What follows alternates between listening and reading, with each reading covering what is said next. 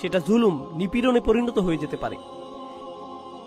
এই সব কিছুই আপনার প্রতি তার ভালোবাসার কারণেই। আর আপনি আপনার মাকে ভালোবাসলেও আপনার স্ত্রীর উপর জুলুম হতে দিতে পারেন না। আপনাকে মাঝে এসে দাঁড়াতে হবে, আপনাকেই রেফারি হতে হবে, আপনার স্ত্রীর পক্ষ নিতে হবে। সব পরিবারই এমন হয়, সব পরিবারই। আর একবার আমি বুঝেই গিয়েছিলাম এমনটা আমার মায়ের সাথেও ঘটতে যাচ্ছে। একবার আমি আমার মায়ের কাছে গিয়ে বললাম, আম্মা, আপনাকে ভালোবাসি, কেউ আপনার জায়গা নিবে না, কিন্তু সে আমার স্ত্রী, আমি তাকেও বদলাতে পারবো না। মাকে জিজ্ঞেস করলাম, আমার স্ত্রীকে অপছন্দ করেন কিনা? না, একদম না। খুব ভালো, তাহলে আমাদের ওই সমস্যা হবে না।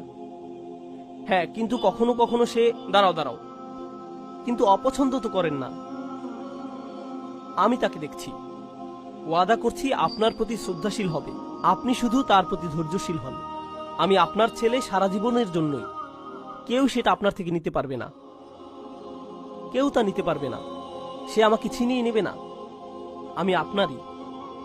আমি স্ত্রীর কাছে গিয়ে বললাম, তিনি আমার মা, তাকে ভালোবাসি, কিন্তু আমি তোমার স্বামী, সেটা কেউ নিতে পারবে না।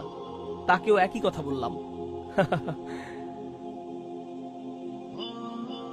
আপনাকে এমন করতে হবে, করতেই হবে। আপনার পিতামাতা যেন এমন না ভাবেন যে আপনি স্ত্রীর পক্ষে, আপনার স্ত্রীও যেন এমন না ভাবেন যে আপনি পিতামাতার পক্ষে। দুপক্ষই যেন মনে করে আপনি তাদের পক্ষে। এটাই করতে হবে। আপনারা জানেন না, রাসূলুল্লাহ সাল্লাল্লাহু আলাইহি সাল্লামের সাথে যেই দেখা করত, মনে করত তাকেই তিনি সবচাইতে পছন্দ করেন। এটা তো জানেন, তাই না? এটা সুন্নাহ, ঠিক? সেটা অপরিচিতদের জন্য। তাহলে পরিবারের সাথে কি হবে? আমরা সমাজে ইসলাম আনার কথা বলি, ভাইয়েরা